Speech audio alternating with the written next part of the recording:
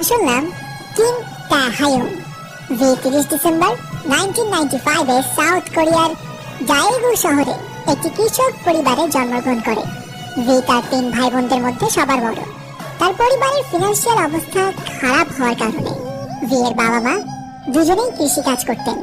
That's why V এর সঙ্গে তাদের খুব বেশি সময় কাটানোর সুযোগ হতো না, এবং ভি কিন্তু এই কারণে ছোটবেলা থেকেই তার দাদির কাছেই বড় হয়েছিল। ভি এক ইন্টারভিউতে জানিয়েছিল তার দাদি তাকে 14 বছর ধরে লালন পালন করেছে, এবং তার দাদি তার অনেক কাছের একজন মানুষ ছিলেন। এনিওয়ে, কৃষক পরিবারে বেড়ে ওঠায় ভি এর ছোটবেলায় কোনো বড় স্বপ্ন তো ছিল না। সে খুব ছোট থেকেই ধরেই নিয়েছিল বড় হয়ে সে তার বাবার মতোই কৃষক হবে।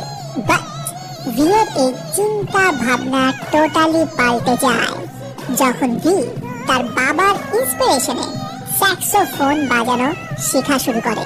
আর ব্যাস, তখন থেকে তার ভিতরে মিউজিকের প্রতি আগ্রহের বীজ একটু একটু করে বোনা শুরু হয়।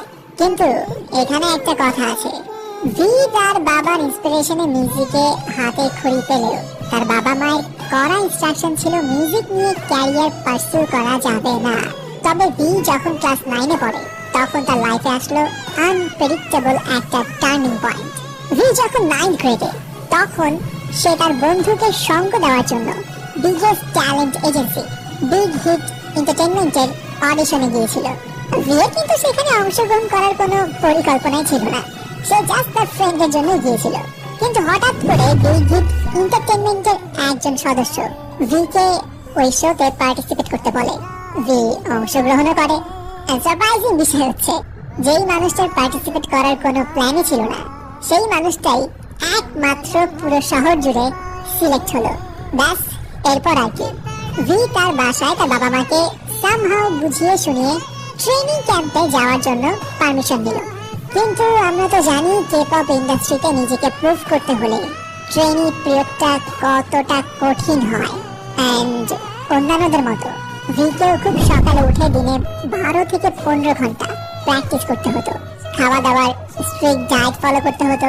ফ্যামিলির সঙ্গে যোগাযোগ ছিল লিমিটেড, এবং ট্রেনিং এর এই কঠিন পরিস্থিতি দেখে ভি এক পর্যায়ে ডিসাইড করে নিয়েছিল সে গিভ আপ করে ফেলবে। ভি এক ইন্টারভিউতে জানিয়েছিল সে তার বাবাকে এক রাতে কল করে কান্নাকাটি করেছিল এবং জানিয়েছিল সে ফিরে আসতে চায়। তার বাবা তখন ভিকে একটা কথাই বলেছিল, ফিরে আসতে চাইলে আসতে পারো, এখানে তোমার জন্য আরো অনেক সহজ কাজ আছে। ভি জানায় তার বাবার ওই কথাটাতে সে কিছুটা ইম্বারেস ফিল করেছিল। আর এরপর সে ডিসিশন নিল যত কষ্টই হোক সে যেই টার্গেট নিয়েছে সেটার শেষ পর্যন্ত দেখেই ছাড়বে। আর 3 বছর কঠোর পরিশ্রমের পর ফল পেল ভি। 2013 সালে ভি বিটিএস ব্যান্ডে যোগ করে।